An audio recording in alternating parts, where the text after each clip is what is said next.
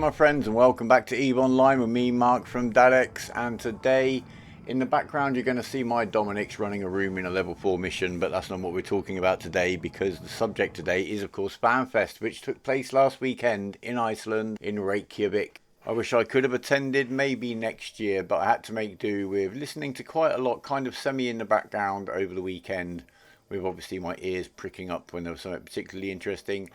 And then watching through the videos of all of the talks, etc., which are all on YouTube. I'll post a couple of links down below if I remember.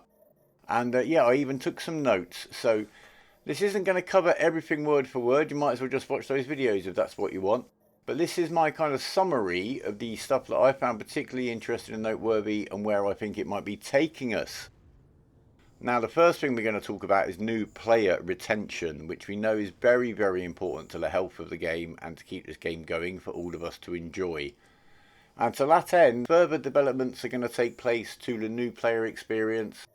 I don't know if you've seen the new one yourselves. I did do a video on kind of the first chapter. There is then one that leads you into mining as a career, and they're planning one that will lead you then directly into exploration, explaining the basics, but in a much more narratively driven way, with lots of characters involved, a lot more involving. So hopefully the new players will find that very interesting. But then we're going to move on to a complete, and I think slightly gradual, restructure of the career agent programs, and really what rewards you get from them, how they're presented, and maybe, hopefully, after all these years, even the actual mission content themselves, eh? Part of those new career mission rewards will be basically skills to fly and fit every Tech 1 frigate and destroyer in the game, regardless of its race. So pretty much from day one you'll have access to all the Tech 1 frigates and destroyers, and be able to fit them once you've completed that section of career missions. So finish the exploration career agent missions, you'll get the exploration expert system. So I think that's a really good thing for new players, because to be honest, I don't think anyone needs to be stuck thinking they need to do their exploration in a magnate when they could be doing it in a heron. But you know me, if you do know me, I do love my herons. Cross training is a very useful thing. It will take some of the pain out of getting going. 1,000,000 skill points worth, they say there. So that's definitely going to be useful. Certainly probably better than the bits and pieces that you get out of the career missions now, which are so disconnected to the new player experience as it stands, that it actually gives you worse rewards than you've already got in the intro. And this new way of doing things is going to be called the Air Career Program. It's going to be responsive to your actions, in that if you're liking a certain activity or certain aspect of the game, it will pop up ideas related to that. You're going to get rewards, including skill points and skins. It's also going to point out other activities with you, with a time estimate of how much they might take. So you're not letting new players kind of dive into the unknown too much. And it says there, it's also going to expose them to PvP. That'd be interesting to see how they do that in the career agent mission. And as I said, the free expert systems to unlock the frigates and destroyers of all the races. So that really is going to make the choice of which race you start playing in EVE really just a decider of where you start in New Eden. The actual unless you want to roleplay, you're going to have access to all of the ships early on. You might well then be encouraged to carry on cross-training or move away from whatever race you kind of selected at the start. It'd be interesting, so maybe we'll do a little video about where are the best places to start a new alt in New Eden. Certainly from my experience, and to match my playstyle of course. Anyway, here's an indication of what one of those new career agent interfaces may well look like. They're works in progress obviously, as they kept reminding us, but that's an idea. It's a nice change. Let's see what the content of the missions is. It'd be nice if they changed after almost 20 years, along with the UI. Now, something they talked about in general was smoothing the learning curve of EVE, but then again, that EVE learning curve is something the game is famous for, and something you could take pride in having managed to get up. So let's not smooth it too much, hey guys. But anyway, I get it, and obviously skill plans are a part of that. Make it a little bit easier for a new player to know which directions to go into. Corporation skill plans will only add to that. And they really are focusing on overhauling the skill system completely, and this affects every player, whether you're a new player or an Amiga or an Alpha. Now, all skills are going to be rebalanced. There are apparently 461 skills to be learnt in EVE Online. That's a lot. So they're going to be looked at, they're going to be tweaked and rebalanced in themselves. Character attributes, as in your memory, intelligence, social, etc., they are going to be removed from the game. Basically the removal of the last vestiges of Eve, when it kind of thought it was going to be an RPG in a character based way. I think Eve's biggest issue there is that you're completely being represented and manifested as a ship. So your character applies through a hull. You're never really playing as your character. You can't, obviously you're playing as yourself, you're playing the game, but in terms of the game itself, you're a ship, you're not a person. And I think that's why those stats always seemed a little bit out of place. They had a place, and I don't think making Eve too simple and with too few concepts behind it is actually maybe a good idea. If you can get into Eve and get your head round it, you've learnt a lot of stuff, and learning is good. And my one downside with skill plans is, you know, we've always had to learn what the skills did, how they related to each other, what we had to do to unlock that skill, why we wanted that skill instead of that skill. My one fear is that if players spend too long plugging in skill plans that they've no input into whatsoever and no need to comprehend what's going on, what are they going to do to innovate, to try new things out? It's going to be a bit harder for them, because then they're going to have to learn what those skills actually do. And the way that implants affect learning skills, or I should say accumulating skill points, as I'm going to get onto, will be changed around. They didn't really go into the details of how implants and their use are going to change in that regard. The biggest change without doubt is that the skill queue will be no more. Eve's famous skill queue, the thing that when people talk about Eve they go, oh, you learn skills by queuing them up, waiting for time and all that, that's gone out the window. They're going to replace it by an accumulation of skill points over time that you then spend on skills as and when you see fit and as appropriate. So kind of the same result, but a different way of doing it. So you're just going to get skill points over time, the way that we pick them up from events or the log-on bonuses or whatever now, and then you just apply them when you've got enough of them to buy a skill. So you're not in effect learning any skills anymore. It's going to be more like, I don't know, buying something off the text tree in World of Tanks. You've got enough XP to click that box and unlock that. That's the way it's going to work. That's the way it's going to be. Another bit of Eve's uniqueness gone, but there you go.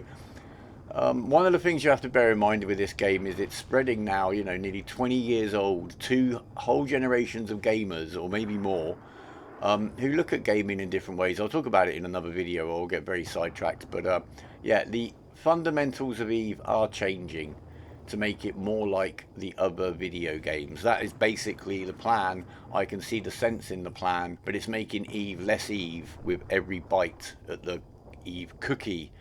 That's my one fear, what are we actually going to end up with.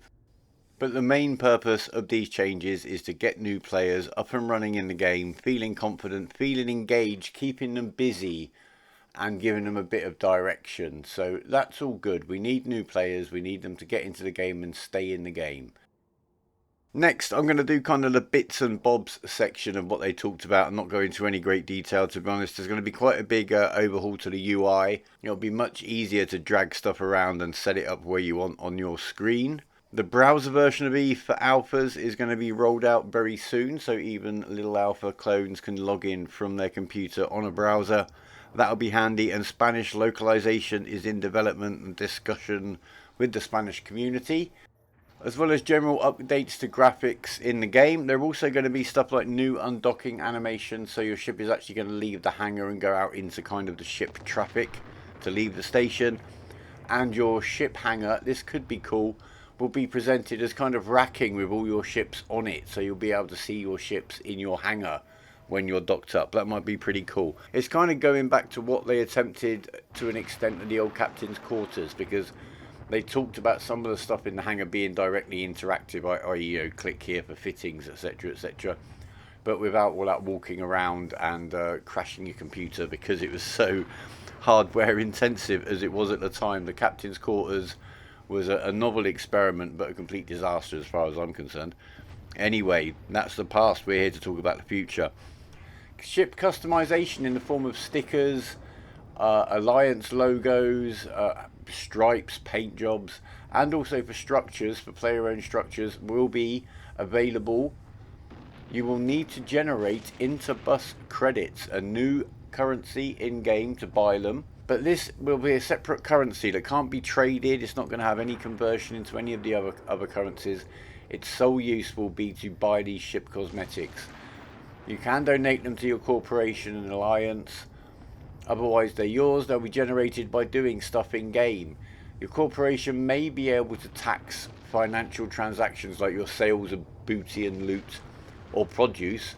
So whatever your play style and whatever you do in game, you will be able to directly contribute to your corporation in that way. Hopefully that's not something that unscrupulous corporations can take advantage of, but we'll see. So yeah, lots more ship individuality, stickers, badges, all that kind of stuff, and for stations too. So that'd be cool. And they did make it clear more than once that having an Omega account will greatly boost the amount of interbus credits you generate. So there you go, there's one of those advantages of Omega that they said we were going to get to justify the price rise to some extent that some of us have got to pay. I did find out there is no pound sterling rise. We got our sub increased a couple of years ago, so it's not going up now. And that the US sub had never gone up since the game had been introduced. Is that true? In which case, although it's 30% right now, that's 30% over 18 years, is a little bit of a different story. But anyway, we'll talk about that when I talk about stuff in another video. Multi-account benefits were mentioned, but they were the only 3 words given in relation to them. So what they might be remains to be seen. But it'd be nice to get something for paying all those extra subs. Anyway, even more important news on screen now. You're seeing the 6 winners of the last giveaway skins, and this week we have these Ferox skins to give away. Sorry to any screenshots, that's all I had time to grab, and I'm away from my main PC right now because of work, editing on a laptop. So if you want a chance to win one of these mighty Ferox Scopes Indication skins, leave a comment down below with your in-game name in the comment please. Just what do you think of what you heard of Fanfest, if you saw it yourselves, or what you're hearing about it now? What are your hopes for the future or your worries for the future? Let me know down below. I'm always very interested to hear your thoughts. They did also take a moment to remind us of the difference between griefing, which is bad and they will do stuff to deal with, and ganking, which is not bad, it's just a part of the game that might really make you have a bad day now and again. Just to make that clear, ganking is okay, griefing is not. And they're pretty clear on what they consider to be each. Griefing is just killing people when there's no reward for you, and there's such new players, they haven't got a clue what's going on, basically. So don't do it, it's not helpful, and there could be repercussions. The next kind of big announcement was around faction warfare, but not really just in the context of people doing PvP in low sec. There's a little bit more to it than that, so let's have a look. Now currently the faction warfare system is a bit loose, it's a bit unclear, you have to kind of make an effort to get into it. And there's no real direction or narrative to it either, it's all just kind of points on a scoreboard. But that is going to change, it's going to change into this. It will basically be focused around frontline systems, which will be easier to flip, have better rewards, unique content, and hopefully be the focus of the actual conflict in the faction warfare system. Behind them there are operational control systems, which their kind of role, their function will be more clearly defined over time. But perhaps by taking one of those systems you'll make it easier to flip the front line. We'll have to wait and see. But as you can see here, it's not just going to be about PvP, direct combat. There may be elements of this that you need to go in and hack. There may be elements where you need to go in and salvage a battlefield. There'll be all kinds of elements to it. Obviously the detail wasn't given at this stage, it's a work in progress, it's a new idea. What's really interesting about this is how it's going to tie in with the releases of new content and the narrative of the game as a whole. Because the objective for that part of the faction warfare may be ultimately to get to, the example they gave was a navy shipyard in Caldari space. If you can affect that system and take that system, then the Caldari navy won't get their new navy ship as soon as they'd hoped, if at all. And then that ship just won't come into the game. So there'll be a way for players to kind of represent their faction either directly through combat or more in a support role, I suppose, by building the right ships and having them in the right place to sell. to actually influence the kind of narrative in the game. And I think that would be great if it is something that we all kind of get a little bit invested in. It'd be nice for us to have something to talk about.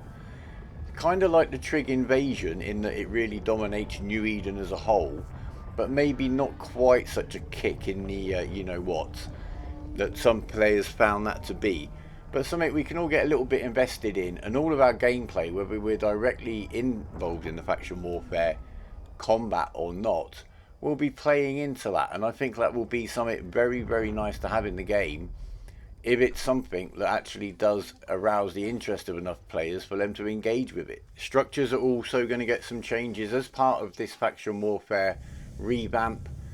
Basically, attackers' commitment will be ensured perhaps by having to deploy some kind of structure prior to the attack, and something that needs to be left there for them to come back and hit the next reinforcement. So you can't just hit and run one timer and leave the other guys hanging as to whether you're going to come back. Destroyed structures will not be able to be just replaced instantly, particularly if you're in enemy territory. So that would be quite handy because, yeah, you take the effort to take the station down. They've got so much disc, they pop another one up. That's not great. And also, they're going to work on the idea of pauses for players to use. So whether it's your corp or a group going into a wormhole, kind of something a bit more like the pause structure, but not a pause structure that is kind of a pop-up forward operating base for you and your mates. And I think if all this is implemented nicely, it will be very, very good. And it's always good to get a bit more action and game focus on low sec, of course, because I love me low sec. Anyway, my friends, that's it for now. Leave your comments down below. Like it if you've enjoyed it. Subscribe if you want to stay in touch. But for now, take care of yourselves and each other. Fly brave and goodbye.